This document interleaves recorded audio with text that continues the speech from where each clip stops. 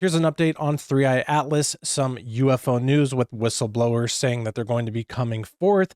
A deception, in my opinion, on this UFO machine technology, and then some more information on what this deception and this manifestation and this phenomenon really is. So first we'll look at this video. This is on Christina Gomez's channel. 3i Atlas activity defies all scientific predictions, as we are seeing more anomalies around this. And I don't think that this is a UFO craft or anything like this, but the direction that we are heading in the future, more things coming upon us, coming from the sky, anomalies, everybody being very interested in things that are happening in the sky is just, in my opinion, a sign of the direction that we're moving with things that could be coming upon the Earth like the Bible tells us they will. The R-Naves Observatory in Spain, the Virtual Telescope Project in Italy, and the Tianwen-1 Mars Orbiter in China released photographs showing the same thing. A compact, fuzzy ball of light, no massive cloud of gas, and no dust streaming from the sun. No cometary tail at all. And this is not what anyone predicted. When 3i Atlas passed perihelion on October 29th, it became within 203 million kilometers of the sun. At that distance, it absorbed 770 watts of solar radiation per square meter. And that is very intense heating. For a comet, which is what 3i Atlas has been classified as, this should trigger massive outgassing. The ice on the surface should vaporize, creating a spectacular tail passing away from the sun by solar wind and radiation pressure. Dr. Avi Loeb explained what should have happened during his recent NBC interview. There should have been a very massive cloud of gas and dust around it, based on what we know about comets. In fact, we see other comets in the solar system that have a beautiful tail away from the sun behind them. Lemon is an excellent example. But in our case of 3i Atlas, it looks like a fuzzy ball of light. To understand how unusual this is, look at Comet Lemon. So this is weird that this 3i Atlas does have all these different anomalies that are stacking up together. Again, I don't believe this is any form of extraterrestrial or anything like that. None of that makes sense in my opinion. We'll look more at that towards the rest of this video. And even if there were these types of things living out there in the universe, for them to have to travel by engine and use the sun and all this stuff, it just doesn't even make sense that they would travel that far of a distance to try to get here with something just moving at that speed. It would take millions of light years. It makes no sense. The only way these things could actually travel around would be what we see here on Earth, where they're defying physics, coming in and out of reality, which again, isn't because they have advanced technology. It's because they are a spiritual manifestation, which is exactly how these things are coming in and out, how they're going, where they're coming from. Same with all the cryptid things around the world that people see. They're there one second, they're gone the next. People pull out cameras, they disappear. People start to think, oh, let's do this. We're going to record it. We're going to try to contact it. And the second that that is projected, these things disappear. That's no coincidence. So here we're just seeing more of this direction and of them trying to claim that they're going to be releasing this information soon. Again, this could be the big lie coming upon the world. And it is a big lie no matter what, that this is being revealed to the public and trying to push on us, being pushed on us all the time. And here's some of the most recent news people are talking about in this UFO arena, that there's now a new UFO witness, this guy who's coming forth, and here's some of his claims. Where's the proof? We have alien spaceships in our possession. Mm-hmm. We have bodies. Where and why can't I get the specifics to verify those claims? If the President of the United States issued an executive order that absolves me of all of my TSSCI NDAs, NDAs are non-disclosure agreements. Those are the agreements we have to sign for every compartment in our SCI clearances.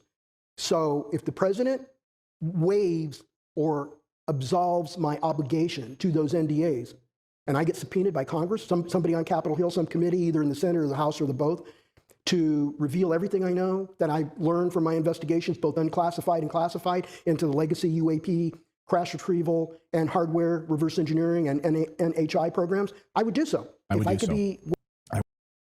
So this is on Redacted's channel, a full video here. Here's the title on the bottom. This is just something that we've been seeing now more and more and more. And, you know, I think people are hopefully starting to ask the question, why is it that we're hearing and seeing all of these whistleblowers, new whistleblowers like every month, new UFO hearings like every other month or so? They're coming out, they're saying, we have retrieved crash, here's more video, something which doesn't make sense. Some guys coming out, David Grush, saying we have non-human biologics that we found. Time and time again, massive claims since Bob Lazar up to this very day. huge claims of this technology, of this evidence, and all these things, these secret programs, back engineering, and not a single piece of evidence, not one single piece of evidence. All we have is some video. The greatest evidence that they put forth the only piece of some kind of like evidence was that UFO video that we recently saw being shot with a Hellfire missile. That's interesting, but that doesn't prove at all this non-human biologics, their back engineering craft. We keep hearing this, and not one person is going to bring forth a piece of actual metal or some proof of inside these facilities. Not one person is a real whistleblower who's actually going to blow the whistle on this thing. I mean, all these guys, again, when they come into these things, when they go and they do these hearings, they say, oh, well, I signed non-disclosure agreements. We have to go into a secret meeting to have that conversation. I can't say that. So we're not getting the full picture here. And something that people should really start to be asking is, why are we constantly being led down this road of hearing more evidence? They have this, they're disclosing that these things exist, but we're not seeing any true, real evidence. And that is because we're not dealing with machines here. We're dealing with a spiritual manifestation breaking into our reality in and out, which is exactly what they do. Now, even if someday in the future there was machines and physical stuff that came forth, that doesn't discount that it's not still connected to an evil spiritual phenomenon. These things could have the understanding to build machines. Even in the book of Enoch, it says that the fallen angels taught humankind how to work with metals and how to create weapons. So if there's even any resemblance of truth in that book, could they not have figured out how to build machines and build things that fly? I mean, that book is thousands of years old, and that could be the same exact thing that we're dealing with today, this fallen knowledge. But again, we haven't seen this. We've been hearing machines for a very long time. And let's just listen to a little bit more of this machine talk here. People inside the government who are like, okay, these are angels or demons, or these are literal aliens from another planet who we are speaking to. Okay, so the people that I know think that there's, a real phenomena that they would like to back engineer and utilize. Real technology. Yeah, absolutely. Machines. Yes, Okay. they believe that. They believe that. They believe that these. I've not seen machines or anything like that. But I have You have not seen. No. Have you talked to people who claim they have seen machines? Yes. We hear that all the time. We've been hearing it since Bob Lazar. Have we seen any proof of machines? No, we have not. What do we consistently see time and time again, more and more as we head in the time that we're in right now? Actual videos of manifestations of orbs in the sky, here 1 second, gone the next, being shot with missiles. Now we have multiple videos of orbs being shot at with missiles and being unaffected. Does that make sense if that's a form of technology or a type of machine? It doesn't make sense. Not at all. Okay.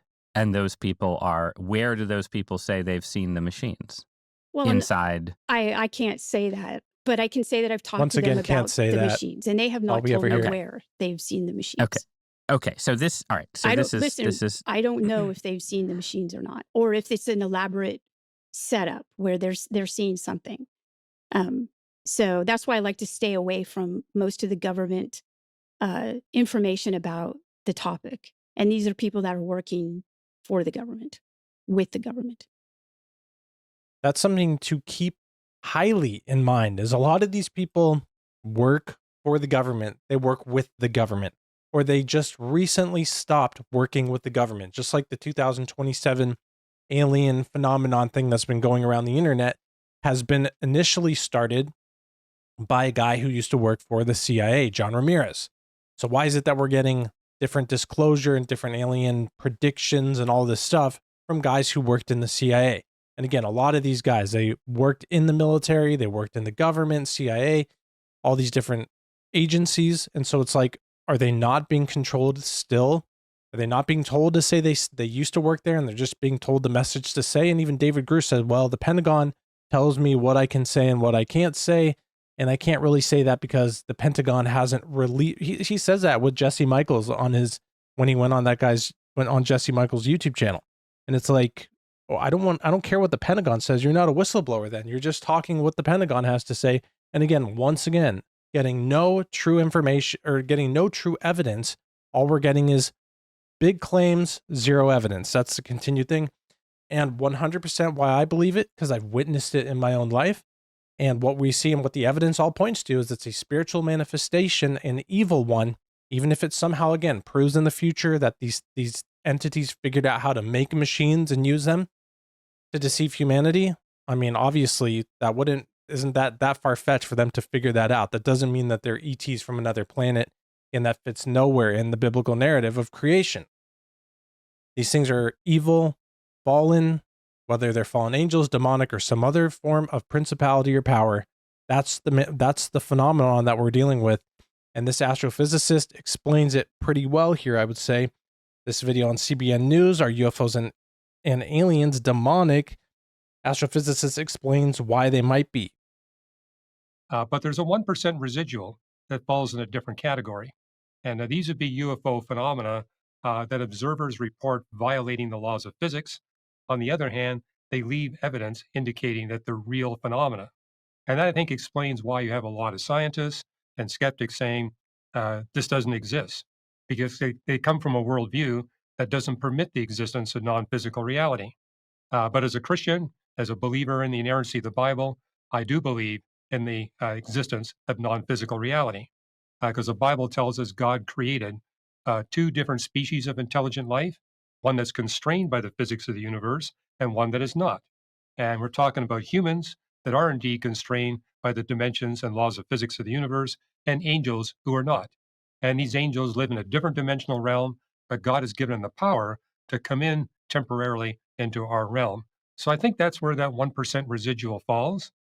And some of the strongest evidence for that is that where you got multiple observers tracking a UFO going through the atmosphere, which means we can actually calculate its trajectory and velocity. And the velocities often run between 5 and 25,000 miles per hour. But the observers never record the occurrence of a sonic boom or a heat friction trail behind the UFO. If it was a physical object, you would get a sonic boom. You would get a heat friction trail, just like you do when one of the spaceships go through our atmosphere from the International Space Station. However, there are a couple of thousand cases documented where the UFO not only goes through our atmosphere, it crashes into the Earth. And when you go to the crash site, you see a crater. If there's snow, the snow is melted. The vegetation is consistently damaged. But as you investigate that crater site, there's never any debris. There's no artifacts. If it was a physical craft crashing into the Earth, you'd be able to recover some debris and artifacts. But the fact that you see a crater and melted snow and damaged vegetation means that something real caused that. So we're dealing with non-physical reality. I'll be honest, my Non-physical reality breaking into our reality. And this is something as Christians that we need to just grasp the entire picture of here, because, many people just come out and say aliens are demons. And then the Christians who either believe that ETs are real on different planets, or they want to get, and we should be doing our best to try to get to the bottom of exactly what is going on here. They say, well, they start to go down what exactly is a demon, and we try to explain what that is. Now, demons aren't necessarily physical things flying in the sky or anything like that. It's a fallen spirit that tries to possess someone or tries to come after somebody and try to attack them in the spiritual realm, which happens many times. It's probably what people are dealing with the sleep paralysis aspect of this phenomenon, or when people encounter that type of thing similar to sleep paralysis. But again, Ephesians 6:12, it really encompasses so much of what we're dealing with. It says, "For we do not wrestle against flesh and blood, but against principalities, against powers, against the rulers of the darkness of this age, against spiritual hosts of wickedness in the heavenly places." Here, God has told us that we have different things that we're wrestling against that are not flesh and blood. Principalities, powers, rulers of the darkness of this age, spiritual hosts of wickedness in heavenly places. So this tells us that there's other things at work in the spiritual realm, including we know that there are fallen angels too who have been in the physical realm and manipulated it. So we know that these things exist from that side of reality. Hebrews says that sometimes we could be entertaining angels. So we know that even God's angels are at work in the physical realm. And so we know, according to Galatians 1:8, that sometimes there's fallen false angels or a manifestation of a false angel trying to preach to someone a different gospel and to don't believe them, that person and that entity is now accursed. There are things happening in the spiritual realm that are breaking into our reality. To say it's just demons isn't right. And then for the people, for the Christians who want to believe that it's ETs for some reason, for them to say, obviously it's not a demon because it's not a spiritual force who is not trying to inhabit a person, for them to just discount everything else here is also incorrect. Or to discount, again, this connection that we know exists of angels and fallen angels manipulating the physical reality and having an impact on it.